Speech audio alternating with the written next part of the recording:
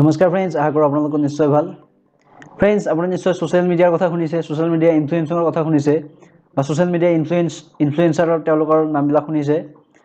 তো আজি ভিডিঅ'ত আলোচনা কৰিম ছ'চিয়েল মিডিয়া ইনফ্লুৱেঞ্চাৰ কি হয়, কাক ছ'চিয়েল মিডিয়া ইনফ্লুৱেঞ্চাৰ বুলি কয়, ছ'চিয়েল মিডিয়া ইনফ্লুৱেঞ্চিং কি বস্তু, সেই বিষয়ে আলোচনা কৰিম। আৰু লগতে ছ'চিয়েল মিডিয়া ইনফ্লুৱেঞ্চাৰৰ কাম কি, তেওঁলোকে কিমান পইচা পায় কাম কৰি, সেই বিষয়ে আলোচনা কৰিম। ভিডিঅ'টো সম্পূৰ্ণকৈ চাব আৰু যদি ভাল লাগে ভিডিঅ'টো শেষত এটা লাইক কৰি দিব। গতিকে আহক ভিডিঅ'টো আৰম্ভ কৰোঁ। চাওক, আজিৰ তাৰিখত যদি আপুনি চাব যায়, ইণ্টাৰনেটত বহুত ছ'চিয়েল মিডিয়া উপলব্ধ হৈ আছে। আপুনি যদি চাব যায় Facebook, Instagram, Twitter, LinkedIn, Snapchat, এনেকুৱা ধৰণৰ ইউটিউব, এনেকুৱা ধৰণৰ ছ'চিয়েল মিডিয়া প্লেটফৰ্ম আছে। তো সেই ছ'চিয়েল মিডিয়া প্লেটফৰ্মবিলাকত কিছুমান মানুহে, যিবিলাক মানুহে তেওঁলোকৰ কণ্টেণ্টবিলাক, নিজৰ কণ্টেণ্টবিলাক পোষ্ট কৰে আৰু তাৰ পৰা তেওঁলোকে তেওঁলোকৰ বহুতখিনি ভিউ আহে, বহুত লাইক আহে আৰু তেওঁলোকৰ এটা ভাল ফেন বেছ এটা আছে, বহুত মানুহে তেওঁলোকক ফ'ল' কৰে। তো তেওঁলোকক, সেইবিলাক মানুহক কি কয়, ছ'চিয়েল মিডিয়া ইনফ্লুৱেঞ্চাৰ বুলি কয়। অৰ্থাৎ তেওঁলোকৰ কিছুমান কিবা এটা ক'লে তেওঁলোকে বহুত মানুহে একেলগে আহি পৰে তেওঁলোকৰ ওপৰত, তেওঁলোকক ফ'ল' কৰে বা তেওঁলোকৰ তেনেকুৱা ধৰণৰ। তো আপুনি যদি চাব যায় কেৰী মিনাটি বা ভুৱন বাম বা তেনেকুৱা ধৰণৰ যিবিলাক ডাঙৰ ডাঙৰ আছে, আৰু ইণ্টাৰনেশ্যনেলো আছে বহুত।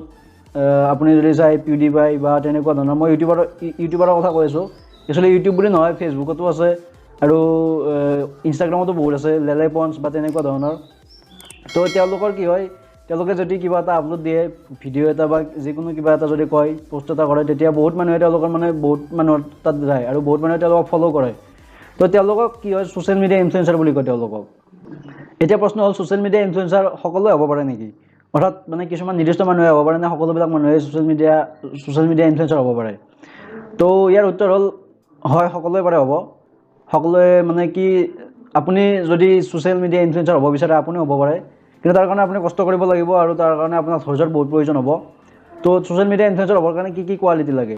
কোৱালিটিৰ কথা ক'বলৈ গ'লে প্ৰথমতে আপুনি জানিব লাগিব যে আপোনাৰ কি বস্তু কৰি ভাল লাগে, কি কাম কৰি আপুনি ভাল পায়, আপোনাৰ ইণ্টাৰেষ্ট কিহৰ প্ৰতি আছে, আপোনাৰ যি ছাবজেক্টৰ প্ৰতি ইণ্টাৰেষ্ট। ছাপ'জ আপোনাৰ যদি ছবি অঁকাৰ প্ৰতি ইণ্টাৰেষ্ট বা গান গোৱাৰ প্ৰতি ইণ্টাৰেষ্ট বা আপুনি যদি কমেডি ভিডিঅ' কৰে, তো সেইবিলাক আপুনি প্ৰথমতে বিচাৰি উলিয়াওক যে আপোনাৰ কি কামৰ প্ৰতি বেছি ইণ্টাৰেষ্ট আছে। আপুনি আৰু আপোনাৰ যিটো ইণ্টাৰেষ্ট আছে সেই কামটোৰ প্ৰতি আপুনি ফ'কাছ কৰক। যদি আপোনাৰ ছবি অঁকা ইণ্টাৰেষ্ট আছে, আপুনি ছবি আঁকক, ছবি আঁকি সেই ছবি অঁকাৰ ফটোবিলাক, যিবিলাক ছবি, সেইবিলাক আপুনি ইনষ্টাগ্ৰামত পষ্ট কৰিব পাৰে বা আপুনি তাৰ ভিডিঅ' বনাই ইউটিউবত দিব পাৰে বা ফেচবুকত দিব পাৰে। তেনেকুৱাকৈ আপোনাৰ কি হয়, যেতিয়া আপুনি লাহে লাহে কৰি থাকিব, তেতিয়া আপোনাৰ লাহে লাহে আপোনাৰ অডিয়েঞ্চ বাঢ়ি যাব। অৰ্থাৎ আপোনাৰ যিবিলাক ফ'ল'ৱাৰ, তো ফ'ল'ৱাৰবিলাক আপোনাৰ বাঢ়ি যাব আৰু মানুহে আপোনাক ফ'ল' কৰিব, আপোনাক চাব। আপুনি তেতিয়া এটা সময়ত আপুনি ভাল এটা লাইক পাব, ভিউ এটা পাব, আপোনাৰ এটা ভাল এটা ফেন বেছ গঢ়ি উঠিব। তেতিয়া আপুনি লাহে লাহে আপোনাৰ ছ'চিয়েল মিডিয়া ইনফ্লুৱেঞ্চাৰ হৈ যাব আপুনি। অৰ্থাৎ আপোনাক যেতিয়া মানুহে ফ'ল' কৰিব, তেতিয়া আপুনি নিজে নিজে আপুনি গম নাপাব, কিন্তু তেনেকুৱাকৈ ছ'চিয়েল মিডিয়া ইনফ্লুৱেঞ্চাৰ হৈ যায়। আৰু এনেকুৱা নহয় যে আপুনি এটা ফেক একাউণ্ট এটা বনাই বেলেগৰ বস্তু এটা আপোনাৰ নিজৰ বুলি কৈ পোষ্ট কৰিব। তো তেতিয়া সেনেকুৱাও নহ'ব, কাৰণ সেইটো মানুহে গম পাই যাব কিছুদিন পিছতে। আপোনাৰ সেনেকুৱাকৈ আপুনি বেছি দিন থাকিব নোৱাৰিব। আৰু লগতে এনেকুৱা নহয় যে আপোনাৰ যে কোনো এটা কামৰ প্ৰতি ইণ্টাৰেষ্ট নাই আৰু আপুনি জোৰ জবৰদস্তি সেই কামটো কৰি আছে। তো তেনেকুৱা কৰিলেও আপোনাৰ এইটো ভুল হ'ব যে আপোনাৰ কিছুদিন আপুনি কৰিব পাৰিব, কিন্তু কিছুদিন পিছত আপোনাৰ সেইটো কামৰ প্ৰতি ইণ্টাৰেষ্ট নোহোৱা হৈ যাব আৰু আপোনাৰ বৰিং লগা হ'ব, কামটো বোজা যেন লাগিব আপোনাৰ। কাৰণ প্ৰথম সময়ত আপোনাৰ বহুত ধৈৰ্য লাগে, পেচেঞ্চ বহুত লাগে ছ'চিয়েল মিডিয়াত আপোনাৰ সফল হ'বৰ কাৰণে। তো আপোনাৰ যেতিয়া আপুনি জোৰ জবৰদস্তি কামটো কৰি থাকিব, তেতিয়া আপুনি প্ৰথম সময়ত আপুনি ছাকচেছ নহ'ব। তেতিয়া আপোনাৰ কামটো কৰি ভাল নালাগিব আৰু আপুনি সেইটো আধাতে বাদ দিব লগা হ'ব। তো প্ৰথমতে আপুনি বিচাৰি লওক যে আপোনাৰ কি কোৱালিটি আছে, আপুনি কি কাম কৰি ভাল পায়, সেইটোৰ ওপৰত আপুনি ফ'কাছ কৰক। আৰু এটা প্ৰশ্ন আহে যে ছ'চিয়েল মিডিয়া ইনফ্লুৱেঞ্চাৰ হ'বৰ কাৰণে কিবা বয়সৰ সীমা আছে নেকি? তো ছ'চিয়েল মিডিয়া ইনফ্লুৱেঞ্চাৰ হ'বৰ কাৰণে বয়সৰ কোনো ধৰণৰ সীমা নাই। আপোনাৰ যদি 8 বছৰ হৈ আছে, তেতিয়াহ'লে আপুনি ছ'চিয়েল মিডিয়া ইনফ্লুৱেঞ্চাৰ হ'ব পাৰিব। আৰু যদি আপোনাৰ 20-21 বছৰ হৈ আছে, তেতিয়াহ'লে আপুনি পাৰিব। আৰু লগতে আপোনাৰ যদি বেছি বয়স, আপোনাৰ 60ৰ ওপৰত বয়স, তেতিয়াহ'লে আপুনি ছ'চিয়েল মিডিয়া ইনফ্লুৱেঞ্চাৰ হ'ব পাৰিব। কিন্তু মই এইটো নকওঁ যে আপুনি ছ'চিয়েল মিডিয়া ইনফ্লুৱেঞ্চাৰ হ'বৰ কাৰণে আপুনি যদি সৰু আছে, তেতিয়া আপুনি ছ'চিয়েল মিডিয়া ইনফ্লুৱেঞ্চাৰ হ'বলৈ গৈ আপোনাৰ নিজৰ পঢ়া-শুনাখিনি ধ্বংস কৰিব, তেনেকুৱা নহয়। আপোনাৰ যিটো কামৰ ইণ্টাৰেষ্ট আছে সেইটো কামো আপুনি কৰি থাকক, লগতে আপোনাৰ পঢ়া-শুনা চলাই থাকক। আপুনি লাহে লাহে ছ'চিয়েল মিডিয়াত 2-এটা পোষ্ট কৰি থাকক। আপুনি যদি ছবি আঁকি ভাল পায়, তেতিয়াহ'লে আপুনি ছবি 2-এটা আঁকি ছ'চিয়েল মিডিয়াত পোষ্ট কৰক মাজে সময়ে। তো তেনেকুৱাকৈ যেতিয়া আপোনাৰ পঢ়া-শুনা শেষ হ'ব, তেতিয়া আপুনি সেইবিলাকৰ আপুনি নিজৰ প্ৰফেশ্যনৰ কাৰণে সেইবিলাক যাব পাৰে, সেইবিলাক আপুনি ট্ৰাই কৰি চাব পাৰে। তো প্ৰথম সময়ত আপুনি কি কৰিব, আপুনি যদি ষ্টুডেণ্ট যদি পঢ়ি আছে, তেতিয়াহ'লে আপুনি পঢ়া-শুনা শেষ নকৰিব, পঢ়াৰ মাজে মাজে আপুনি আজৰি সময় পালে এইবিলাক কাম কৰি থাকক। বৰ্তমান সময়ত ছ'চিয়েল মিডিয়া বহুত পাৱাৰফুল মিডিয়াম হয়। ডাঙৰ ডাঙৰ চেলিব্ৰিটিৰ পৰা আৰম্ভ কৰি পলিটিচিয়ান, ক্ৰিকেটাৰ সকলোৱে ছ'চিয়েল মিডিয়া ইউজ কৰে। ছ'চিয়েল মিডিয়াৰ জৰিয়তে তেওঁলোকে নিজৰ কথাবিলাক মানুহৰ মাজত শ্বেয়াৰ কৰে। আৰু লগতে আপুনি যদি চাই যিবিলাক মুভি থাকে সেই মুভিবিলাকৰ ট্ৰেইলাৰবিলাক বা গানবিলাক ছ'চিয়েল মিডিয়াত দিয়ে। আগৰ সময়ত যেতিয়া ছ'চিয়েল মিডিয়াত বেছি প্ৰচাৰ নাছিল তেতিয়া কি কৰিছিল যে ট্ৰেইলাৰবিলাক টিভিত দিছিল। আপুনি যদি চাই যিকোনো মুভিতে ট্ৰেইলাৰ 9X মুভিজ বা তেনেকুৱা ধৰণৰ চেনেলবিলাকত দিছিল।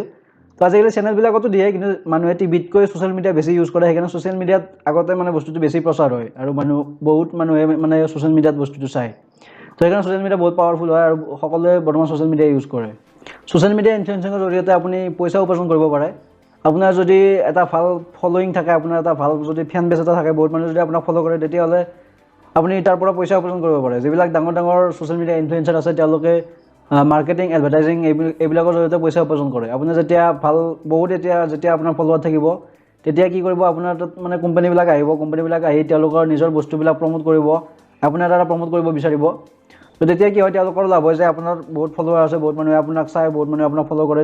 তেতিয়া আপোনাৰ লগত যেতিয়া তেওঁলোকে পাৰ্টনাৰশ্বিপ কৰিব, তেওঁলোকে যেতিয়া প্ৰমোট কৰিব বস্তুটো, তেতিয়া বহুত মানুহে গম পাব। তো তেনেকৈ আপুনি পইচা উপাৰ্জন কৰিব পাৰে প্ৰমোটিঙৰ জৰিয়তে, অৰ্থাৎ এডভাৰটাইজিঙৰ জৰিয়তে। আৰু লগতে আপুনি স্পনচাৰো কৰিব পাৰে। কিছুমান কোম্পানীক বা প্ৰডাক্টৰ আপুনি স্পনচাৰ ল'ব পাৰে। সেই স্পনচাৰ লৈও আপুনি মানে পইচা উপাৰ্জন কৰিব পাৰে। আৰু যদি আপুনি চাকৰি কৰে আৰু আপুনি ভাবি আছে যে আপুনি চাকৰি বাদ দিয়ে আপুনি ছ'চিয়েল মিডিয়া ইনফ্লুৱেঞ্চাৰ হৈ যাওঁ বুলি ভাবি আছে, তো তেতিয়াহ'লে তেনেকুৱা নকৰিব। কাৰণ কি হয়, এইটো যিটো প্লেটফৰ্ম আছে ছ'চিয়েল মিডিয়া ইনফ্লুৱেঞ্চাৰ, সেইটো বহুত মানে গেৰাণ্টি নাই একো। আপোনাৰ হয়তো আপুনি তাত ছাকচেছো হ'ব পাৰে, আপুনি ফেইলো হ'ব পাৰে। তো সেইটোৰ একো গেৰাণ্টি নাই। আপোনাৰ যদি এটা বেকআপ প্লেন নাথাকে, তেতিয়াহ'লে আপুনি ইয়ালৈ নাহিব। আপুনি এটা বেকআপ প্লেন প্ৰথমতে বনাই লওক, তাৰপিছত আপুনি ছ'চিয়েল মিডিয়া ইনফ্লুৱেঞ্চিং কৰক, তেতিয়া আপোনাৰ বেছি লাভ হ'ব। কাৰণ ছ'চিয়েল মিডিয়া ইনফ্লুৱেঞ্চিঙত কি হয়, ছ'চিয়েল মিডিয়াৰ বস্তু বহুত ভাইৰেল হৈ যায় পটককৈ, বহুত কম সময়ৰ ভিতৰতে ভাইৰেল হৈ যায়। আৰু যেতিয়া আপোনাৰ ছাপ'জ আপুনি বহুত ফলোৱাৰ আছে, কিন্তু আপোনাৰ যদি কিবা এটা সৰু ভুল হৈ যায়, তেতিয়া মানে সেই ভুলটো ভাইৰেল হৈ যাব আৰু তেতিয়া আপোনাৰ ফেন বেছ বহুত কমি যাব পাৰে। তো তেনেকুৱা হ'ব পাৰে। আৰু লগতে এইটো কামত মানে প্ৰথম অৱস্থাত বহুত পেচেঞ্চ লাগে, বহুত ধৈৰ্য লাগে। তো আপোনাৰ যেতিয়া আপুনি চাকৰি বাদ দি আহিব বা তেনেকুৱা ধৰণৰ কামবিলাক বাদ দি আহিব, তেতিয়া আপুনি প্ৰথম অৱস্থাত একো মানে পইচা নাপাব। পইচা উপাৰ্জন কৰিবৰ কাৰণে আপুনি বহুত মানে কষ্ট কৰিব লাগিব। এটা নিৰ্দিষ্ট সময় নাই যে আপুনি 6 মাহ কাম কৰিলে বা 1 বছৰ কাম কৰিলে বা ইমান বছৰ কাম কৰিলে আপুনি ছাকচেছ হ'ব পাৰিব, তেনেকুৱা ধৰণৰ এটা নিৰ্দিষ্ট সীমা নাই। কিছুমান মানুহে কিছুদিনৰ ভিতৰতে এইটো কমপ্লিট কৰে, অৰ্থাৎ ছাকচেছ হয়। আৰু কিছুমান মানুহ বহুত মানে যুঁজি মানে ফেইল হৈ যায়, ছাকচেছ হ'ব নোৱাৰে। তো তেনেকুৱা বস্তু আপুনি নাভাবিব যে আপুনি তাত ছাকচেছ হ'ব, তেনেকুৱা নহয়। আপোনাৰ যদি এই বস্তুটো ভাল পায়, তেতিয়াহ'লে নিশ্চয় আপুনি ছাকচেছ হ'ব, কিন্তু তাৰ কাৰণে আপুনি কষ্ট কৰিব লাগিব। তো ইয়াতে মানে বহুত ধৈৰ্যৰ প্ৰয়োজন হয়। তাতকৈ আপুনি এটা কাম কৰিব পাৰে, আপুনি ডাইৰেক্ট চাকৰি বাদ দিয়াৰ সলনি আপুনি লাহে লাহে এইটো কৰি থাকক, গ্ৰেজুৱেলি আপুনি আৰম্ভ কৰক, লাহে লাহে ফেন বেছটো বঢ়াওক। আপোনাৰ ভাল কণ্টেণ্ট আপুনি বনাই ক্ৰিয়েট কৰক, মাজে সময়ে দি থাকক। যেতিয়া আপুনি ডাঙৰ হ'ব, যেতিয়া আপোনাৰ ফেন এটা গঢ়ি উঠিব, তেতিয়া আপুনি ডিচাইড কৰিব পাৰিব যে আপুনি যদি চাকৰি বাদ দিয়ে বা যদি চাকৰিতকৈ যদি ইয়াতে আপোনাৰ বেছি পইচা আহি আছে, তেতিয়াহ'লে আপুনি এইটো বাদ দিব পাৰে। আৰু চাকৰিটো বাদ দি আপুনি ইয়াতে মানে পাৰ্মানেণ্টলি থাকি যাব পাৰে। তো তেনেকুৱা আপুনি ভাবি চাব পাৰে।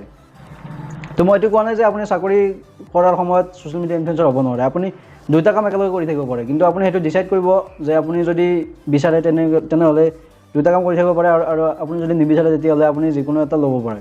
তো আপুনি নিশ্চয় গম পালে ছ'চিয়েল মিডিয়া ইনফ্লুৱেঞ্চিং কি আৰু ছ'চিয়েল মিডিয়া ইনফ্লুৱেঞ্চাৰ কাক কয়, লগতে ছ'চিয়েল মিডিয়া ইনফ্লুৱেঞ্চাৰে কেনেকৈ পইচা উপাৰ্জন কৰিব পাৰে, আৰু তাৰ কাৰণে আপুনি কি কৰিব লাগে, ছ'চিয়েল মিডিয়া ইনফ্লুৱেঞ্চাৰ হ'বৰ কাৰণে আপুনি কি কৰিব লাগে, কেনেকুৱাকৈ যাব লাগে, তাৰ কোৱালিটি কি, সেইবিলাক নিশ্চয় গম পালে। ভিডিঅ'টো কেনেকুৱা পালে আপুনি কমেণ্টত নিশ্চয় জনাব।